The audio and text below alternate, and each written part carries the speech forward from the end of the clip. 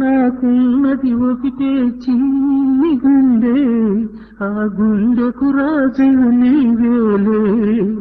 నా గుండెను నీకే గుడిగా చేశాను, ఆ గుడిలో దీపం నీవేలే. నాకున్నది ఒకటే చిన్ని గుండె, ఆ గుండెకు రాజు నీవేలే. నా గుడిలో దీపం నీవేలే.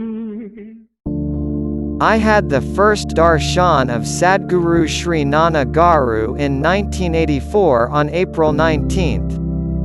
This sweet incident has changed the very purpose of my life. It blew away my entire sorrow. Today, whatever may happen, my eyes are always filled only with tears of joy and not of any distress.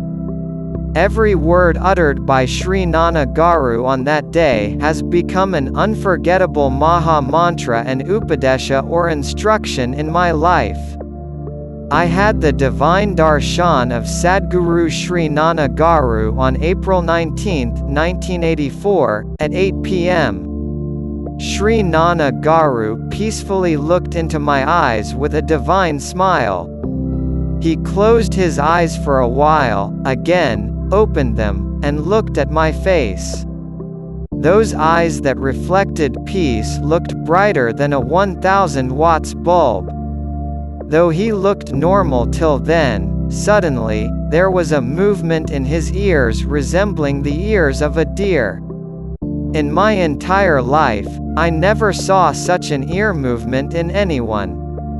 His face, which kept smiling till then, suddenly became grave. Without even blinking, Sri Nana Garu enlarged his eyes and looked directly and sharply into my eyes. Suddenly my heart quivered, and I experienced goosebumps and a thrill. Those eyes of Sri Nana Garu were not normal. I felt as if they were enchanting, intoxicating me, and attacking my life. To speak frankly, I was a bit frightened. I felt, why does Sri Nana Garu look at me so gravely? He looked as if a ghost had occupied him. It reminded me of an incident in Swami Vivekananda's life. I felt, as Sri Ramakrishna intoxicated Swami Vivekananda by touching him with his feet, is Nana Garu also intoxicating me like that? Hard rock-like minds also will get melted like butter in those enchanting looks. There was a silence for a while. It was a very grave silence. I felt as if that silence also was preaching something. Different thoughts came into my mind. Suddenly Sri Nana Garu broke that silence and started speaking. Dr. Garu, do you want to ask me anything? Suddenly this flashed within me. If you sow seed without preparing the ground, will it germinate? No. Therefore Sri Nana Garu has silently ripened my heart with his divine sight to push out the sorrow hidden within my heart. I replied, yes, Nana Garu. Though financially, we were well off. My wife had to take up a job due to family disputes. She worked in an office and ensured that I completed my medicine. Having completed my medicine, when I wanted to express my gratitude for her hard work, she suddenly suffered from a massive heart attack. The doctors said that she may not live long. However, she has survived. From then onwards, I have been spending a lot of money on her treatment. When I see my wife as a living corpse, I feel I live with death. I know that if there is one more heart attack, my wife will not survive. Before death separates me from my wife, I want to reduce my heart's burden. So I have come to you only for this purpose. Speaking so, I tried to reduce the burden of my heart. Sri Nana Garu said, "Oh, you have so much sorrow hidden within your heart, Dr. Garu. Let me share some advice so you can overcome that sorrow. If you understand it, now you will go back home smilingly. Dr. Garu, not only you or your wife but none of the jivas have ever taken birth. They are deluded as if they have taken birth. Therefore they have the misconception of having death also. Then I asked him hesitatingly, "What is this, Nana Garu? I am born and am sitting in front of you. Isn't it?" Smiling at my ignorance, Sri Nana Garu pointed toward my watch and asked, "What is this, Dr. Garu?" I replied, "It is my watch, Nana Garu." Then Nana Garu said, "So you are the owner of this watch, but you are not this watch, right?" I replied, "Yes, Nana Garu." Then Nana Garu caught my hand and asked, "Then what is this?" That divine touch trembled my heart and generated goosebumps within me. I hardly realized then that through this divine touch, Nana Garu had fixed the epoch to release me from the curse of this birth. Confusingly, I replied, "It is my hand, Nana Garu."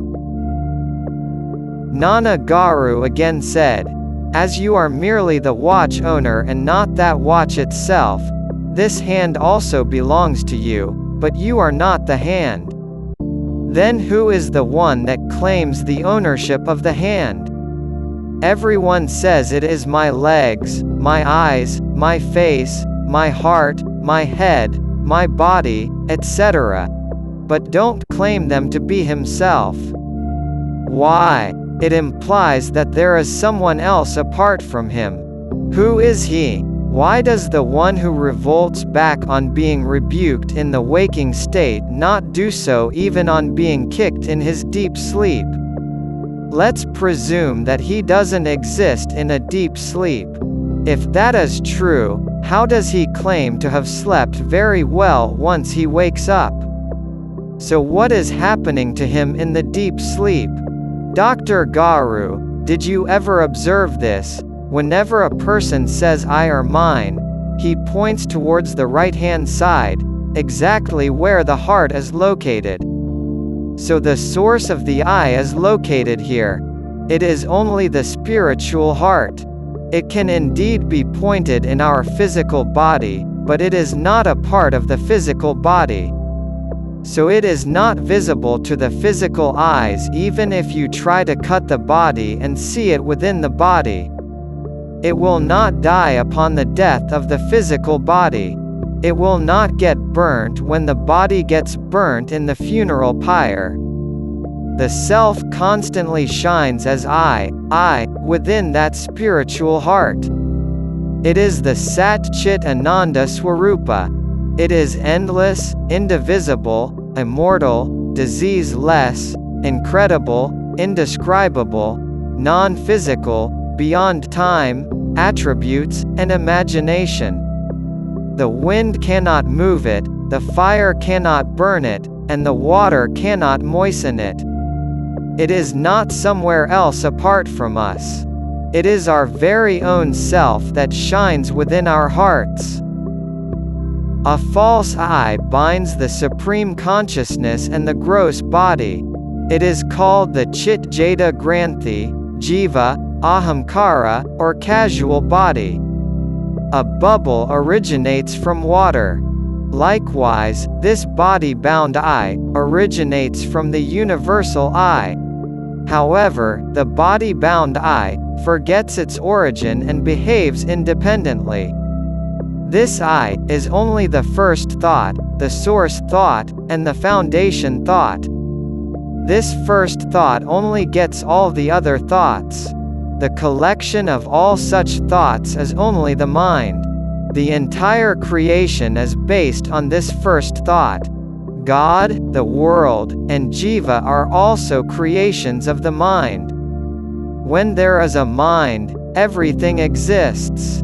Without a mind, there is no creation. In deep sleep, the body-bound I gets submerged into its source, the self. The self is full of bliss. Throughout the night, the body-bound I remains blissful in a deep sleep. However, once it wakes up from deep sleep, the I thought is born. Then you are reminded of your samsara, which in turn brings sorrow. What is meant by samsara? When there is doership, whatever a person may do, it gets converted into a tendency.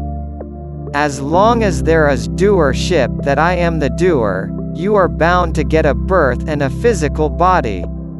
When there is a physical body, you are bound to die. Why is a person afraid of death? It is due to the misconception that the body and world will not be visible after death. Why should one wait till death? Don't you observe yourself getting separated from your body and the world daily in your deep sleep? In that state, you are unaware of whether you slept on a bed or floor. Every person desires deep sleep. Once he wakes up from the sleep, his world becomes visible. Isn't this everyone's experience?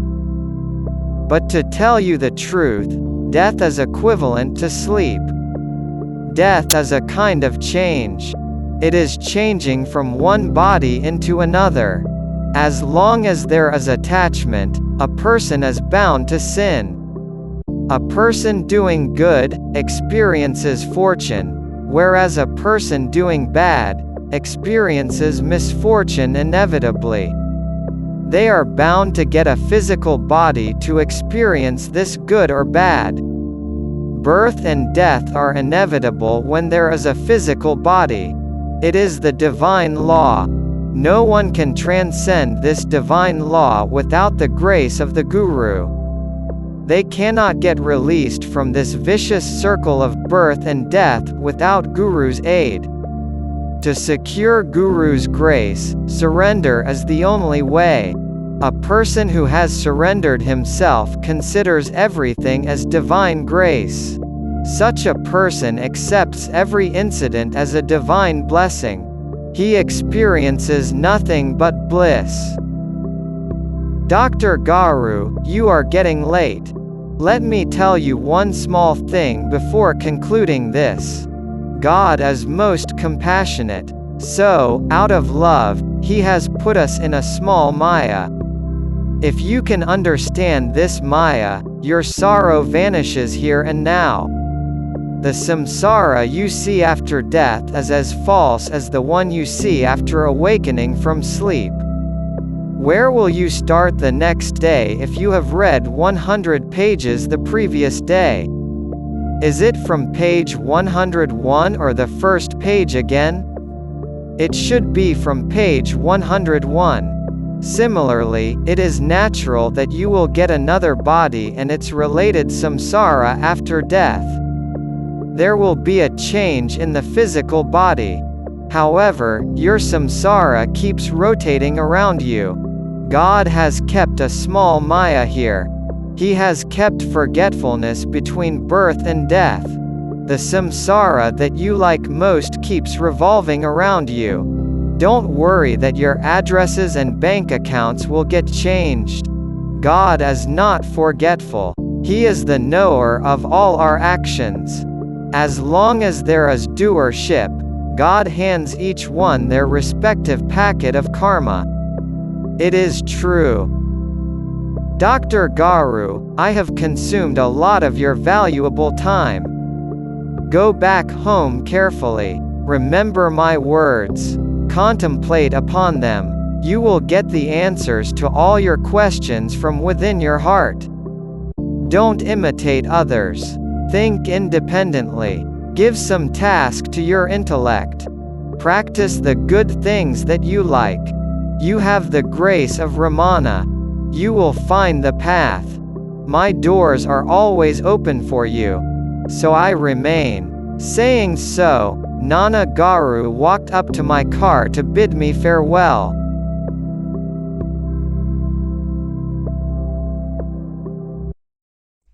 Maiya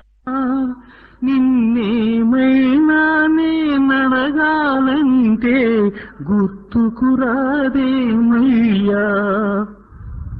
నిన్ను చూడగానే మైకం నన్ను కమ్మేస్తుందేమయ్యా.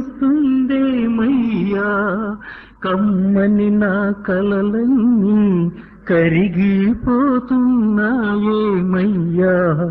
నా కంటి పాపలా నడిపించే నీ అండ నాకుండగా, నా కంటి పాపలా నడిపించే నీ అండ నాకుండగా, నేడు మెరిసి రేపారిపోయే ఈ గుట్టి దీపాలు నాకెందుకు.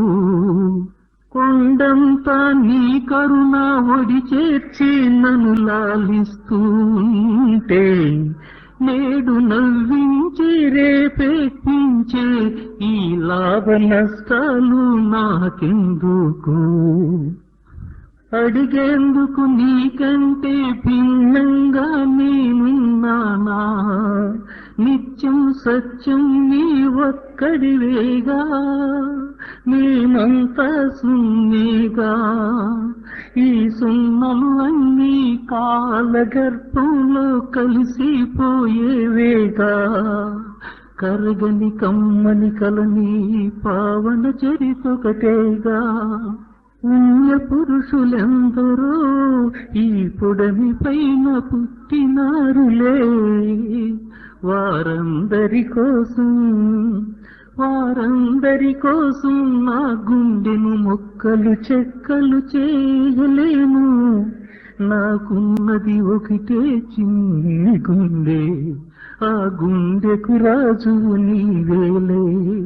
నాకున్నది ఒకటే చిన్ని గుండె, ఆ గుండెకు రాజు నీవేలే.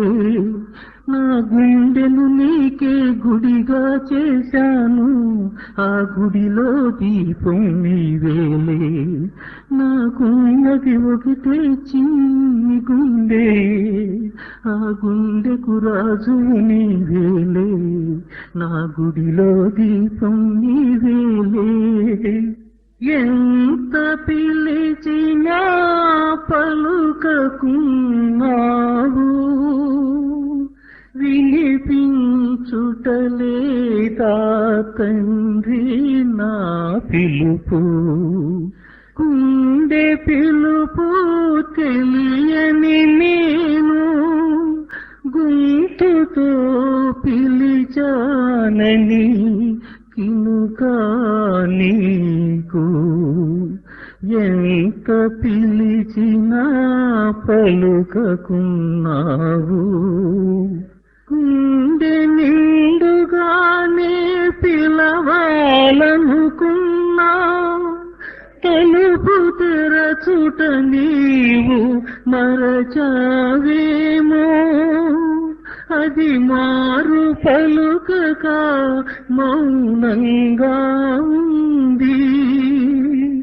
అందుకే ఈ వేదన నా నివేదన. ఏనాటి బంధమో మన అనుబంధము, పెనవేసి ముడివేసిన ఈ సంబంధము. విడతీయరాని మధురానుబంధము,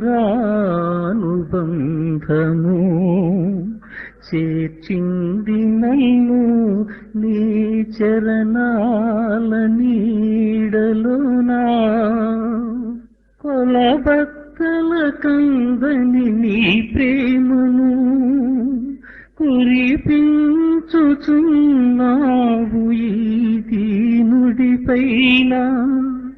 ఏమి చేశానని నీకింత కరుణ నాపైన, ఏమిచ్చి నీ రుణమునే తీర్చుకోను. మోక్ష సింహాసనము, ఆత్మ సామ్రాజ్యము నా పొత్తులే. నీ